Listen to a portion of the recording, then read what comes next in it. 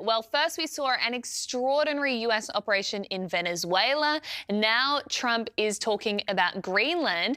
And just today, he also said the US would start doing land strikes in Mexico against the drug cartels. Here he was on Fox News.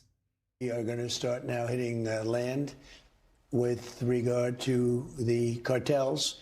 The cartels are running Mexico. It's very, very sad to watch and see what's happened to that country. But the cartels are running, and they're killing 250, 300,000 people in our country every single year. Now, the Mexican president, who herself is quite a lefty, Sheinbaum, she said that she categorically rejects the idea of US intervention and thinks this is a terrible idea.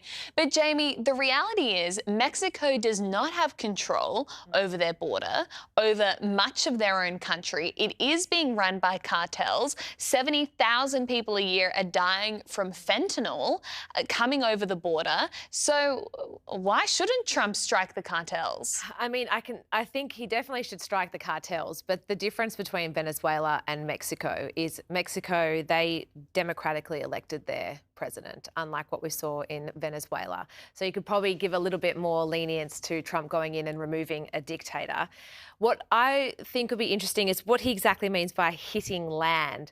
Is he planning to shift his military operation, expand on his intelligent operations? Is he trying to intensify his pressure on Mexico as a whole? That's what's going to be, I'm interested to see what his words mean by saying hitting land. Well, we did see in Nigeria, after all of the Nigerian Christian persecution stuff reached its height, the Trump administration did strike some of the Islamists in the north that were terrorizing Christians. And so there is precedent for this. This is, of course, how they started in Venezuela, yes, targeting the drug boats. So what do you think, Kel? Do you support it? This is my guess. My guess is they would do targeted airstrikes. They're not going to send in ground troops or anything like that, but really precisely targeted airstrikes. My assumption is they've got very good intelligence, so they know exactly where these cartel headquarters are, and they can strike them with missiles that even the cartels haven't ever noticed before, and do a lot of damage.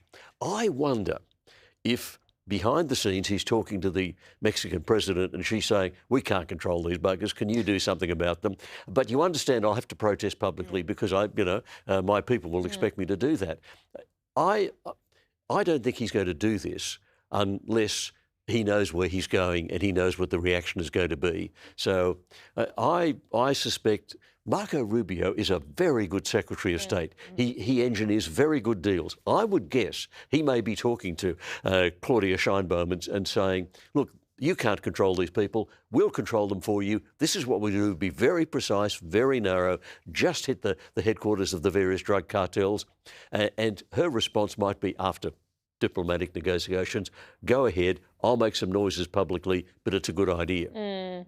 Yeah, look, I think there could be some merit in that. Of course, another sticking point in the US-Mexico relationship was the remittance tax, because billions of dollars get sent back to Mexico. Trump said one of his election promises was that's going to be taxed and collect millions of dollars for the government. So maybe there could be some give and take on that. And of course, for Trump, it's all about the art of the deal. So I think you're right, Kel. There's probably a lot more to this story that we're not seeing. Yeah, let's wait and see. It'll develop. I mean, Trump is good at doing the precise strikes. The strike in Iran, not a democracy, I grant you, but the strike by the bunker buster bombs that wiped out Iran's nuclear capacity was precise, it was narrow. The American military are very smart. They've got very good intelligence. They're very good at doing this sort of thing. So I think he's got options.